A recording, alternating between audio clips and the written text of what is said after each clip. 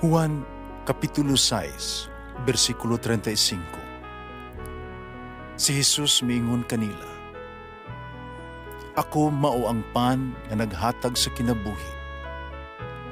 Ang muari kanako dili nagayod gutomon, ug ang mutuo kanako dili nagayod uhawon."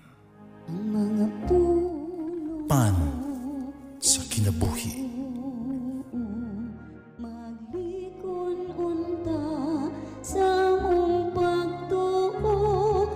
Gagakakabi sa pagtuman sa imong mahal nga kasuguan.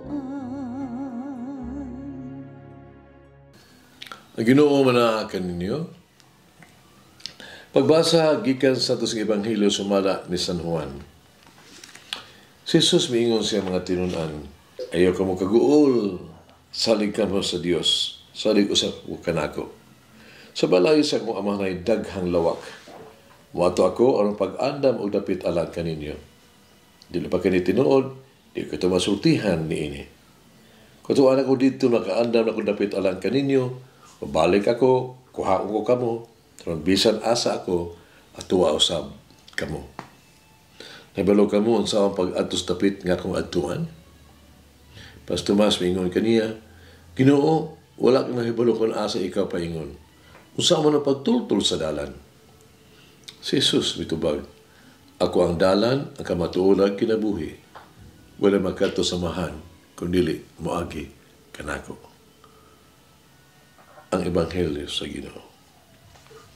Pasalamati ang Ginoo, kay siya maayo, ang iyang gugma mulungtad hangtod sa kahangturan. Pasalamati ang Diyos sa tanang mga Diyos, ang iyang gugma malungtaron. Pasalamati ang Ginoo sa mga Ginoo, ang iyang gugma malungtaron.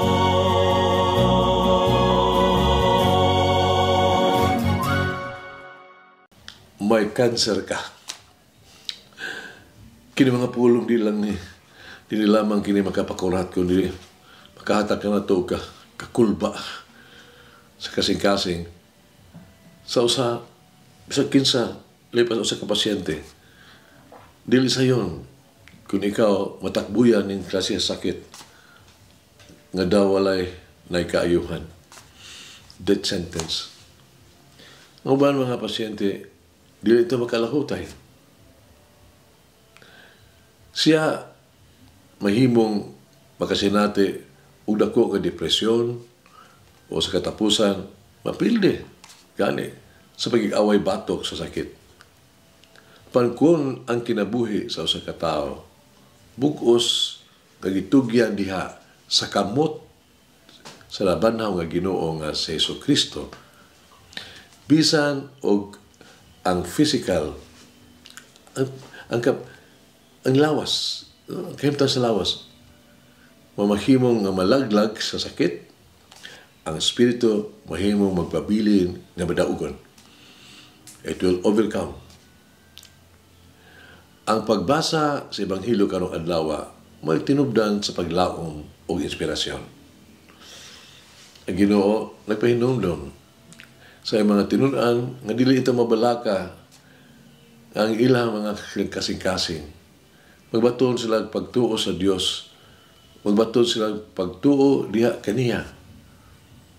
Si Jesus mao ang pagkabanhaw ug ang kinabuhi. Bisan kinsa nga mosalig kaniya, bisan kinsa dili gid siya mamatay kundi mabuhi. Kini mga pulungan ni Jesus nagpasalig ka nato nga bisan pa ang atong lawas mahimong masakiton pag-ayo. Ang atong espiritu magpabiling ligon kung ato ang huptan, ang ato ang pagsalig sa walay kondisyon nga gugma sa Dios. Ikumpara ni San Pablo ang lawas sa wala pa og pagkahuman sa pagkabanhaw sa liso ug sa tanom nga may gitib na sprout gikan niini. Siya miingon, ang gipugas sa yuta madunot. Ang ubangon dili na madunot. Ang gipugas walay kadungganan. Ang ubangon mahimayaon. Ang kahuyang gipugas. Ang kusog mubangon. Ang natural nga lawas gipaubos. Pero ang espirituhanon nga lawas moabot gyud mapataas. Limitado ang kanser o bisan unsang gigahadlukan nga sakit. Dili kini makapugong sa gugma. Dili kini makapahuyang sa paglaom. Dili kini makadaot sa pagtuo. Dili kini makapalong sa kalinaw. Dili kini makaguba sa pagsalig. Dili sa kini makapadala sa panaghigalaay. Mingon na tumuwang ato ang paghigalaay. Dili kini makapugong sa antong pagsalig sa Dios. Dili kini makadugmok sa Espiritu. Dili kini makapakunhod sa kinabuhing dayon. Dili kini makapakunhod sa gahom sa pagkabanhaw. Apan kini maghatag og gahom sa usa ka tawo sa pagkupot pag-ayo sa pagtuo sa buhi nga Ginoo sa kinabuhi. Pabulungi kini. Man, we should not die of cancer or any sickness. We should always live in spite of the cancer and sickness.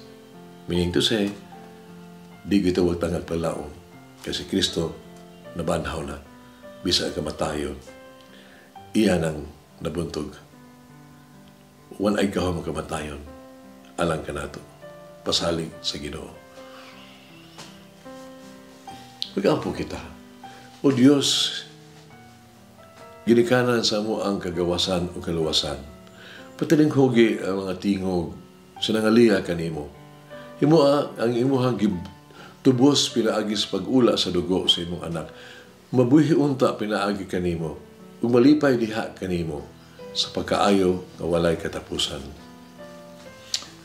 Mama Mary, inspire us to ask God for anything, for everything. Nga unta, according to His will, sa iya kabubuton, nga mo matuman, ug ang kalinaw, maapot sa mong kasing-kasing kinabuhi. Mulangin ang Diyos magagaong sa tanan, Ama, Anak, Espiritu Santo. Amen. May the Lord of the divine mercy bless us all, heal us from all diseases and suffering. Ayun unta niya kita, tanang mga sakit na sa lawas o sa kalag, body and soul.